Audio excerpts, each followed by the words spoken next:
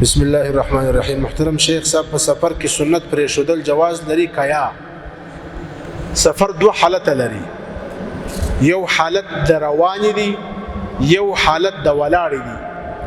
زه اوس د دې څخه ولاړ سم مثلا مزار ته، مشکل زه زم په لار کې یم، په دې لار کې پرې شول بهتره دي. او یو ځای چې زه اوس مزار ته ورسېدلم، په مزار کې 4 شپې 5 شپې کومه، مکمل د 15 شپو د اقامت نیت نه لرم، 3 شپې 4 5 کوم. هلته چونکې زه بیا اوسېږم، هغه ته حالت د قرار وایي. په حالت د قرار کې بیا کول بهتره دي. خو بیا هم زموږ فقها لیکي چې په هغه ځای کې هم هغه سنت نه پاتې کېږي، حکم یې د نفلو دی. سنت نه پاتې کېږي، حکم یې د نفلو دی. او په روانه کې چې کله روانې د روانې په حالت کې بیا بهتره ده چې پرېږدي. ابو داود شریف کی روایت دی، حضرت عبداللہ ابن عمر رضی اللہ عنہما فرمائی ان من السنة ترک السنة فی السفر. بہتر دا دام سنت تی چی پا سفر کی سنت فریج دی. جناب استاد سوالی معین است که اگر کسی معتاد در حالتی نشه کلمه کفر بخوانه مرتد میشه یا نه؟ معتاد، اگر کس معتاد باشه و در حالت نشه باشه، حالت نشد دو حالت داره. یکی حالت است که اینطور نشه باشه که زمین را از آسمان نمیتواند که جدا کنه، فرق درمیانی دوست و قریب و دیگر نمیتواند. اگر این حالت بود باز به خواندن کلمه کفر مرتد نمیشه، با این مرفوع القلم است. ولی اگر فقط کم نشه بود مثل نشه نسوار و سیگریت، باز اگر کلمه کفر خوان مرتد میشه. د جمعې لمونځ به د واجبو په نیت کوو که د فرضو په نیت؟ د جمعې لمونځ فرض دی. علامه ابن الهمام رحمه الله فتح القدیر کې پر دې باندې تفصیل کړی دی. تحقیق راجح قول دا دی چې د جمعې لمونځ فرض دی، د فرضو په نیت باندې به ادا کوي. د جمعې لمونځ فرض دی د هغه چا لپاره چې په چا کې شرایط پوره وي، خپل شرایط لري، چې مقیم وي، مسافر به او شار وي، نو د هغو دپاره د جمعې لمونځ لازم دی، فرض دی، د فرضو په نیت باندې به کوي.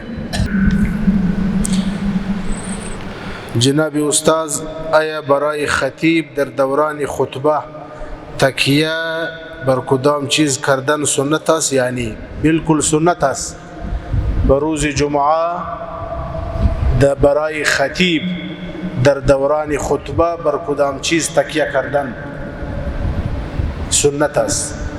فقهای کرام نوشته کرده راجح قول رد المحتر میگوید که است که تکیه کردن برای خطیب بر یک چیز سنت است.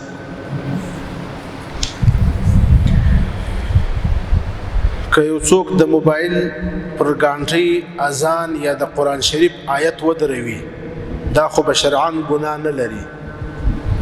دا عمل د قرآن شریف سره بی ادبی ده، توهین د قرآن شریف دی.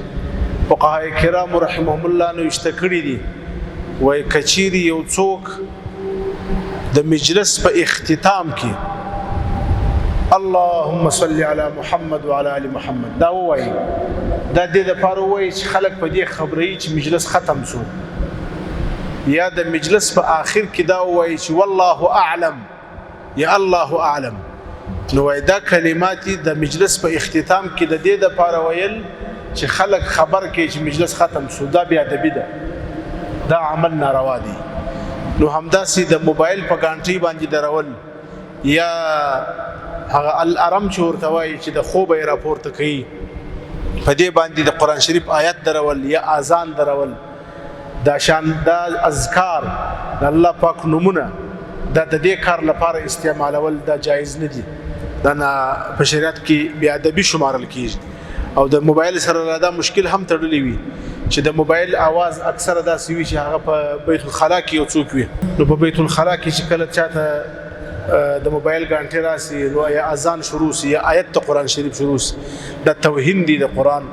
دا کول څخه باید انسان پرهیز وکړي د دې کار څخه.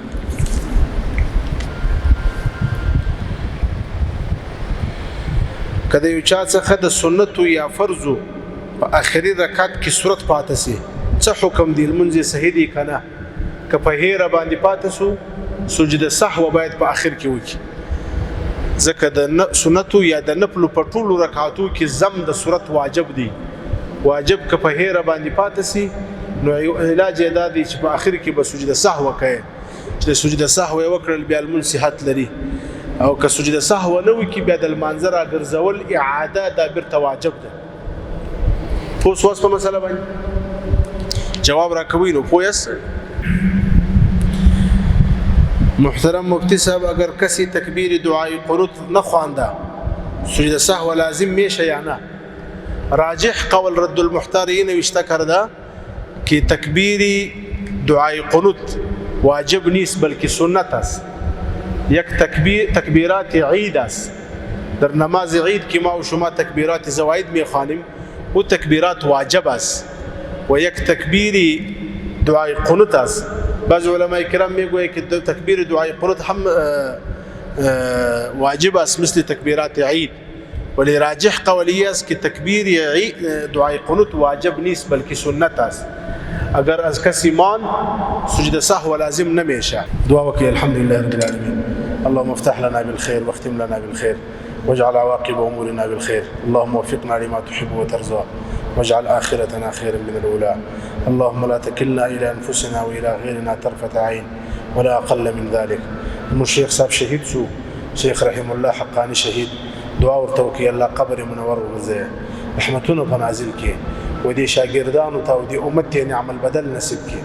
موږ د ټول علماء او مشرانو حفاظت وکړي. موږ په دې وطن کې الله نور امن راولي. دا د امن مرکز وګرځي. لکه ابراهيم عليه السلام چې د مکې د پاره امن غوښتي، د مکې د پاره رزق غوښتي. یا الله موږ په دې مسجد کې د جمعې په ورځ باندې د دې وطن د پاره ستاسو امن غواړو. رب اجعل هذا بلدا آمنا. او یا الله رزق غواړو ورزق اهله من الثمرات. زموږ د وطن هر کس د غیر د کافرانو د احتیاجه د دې له کومو کو څخه خلاص کړي. موږ خپل په پښو باندې ودرې، موږ ته اتحاد او اتفاق او الفت او محبت را نصیب کړي. وصلی الله وسلم علی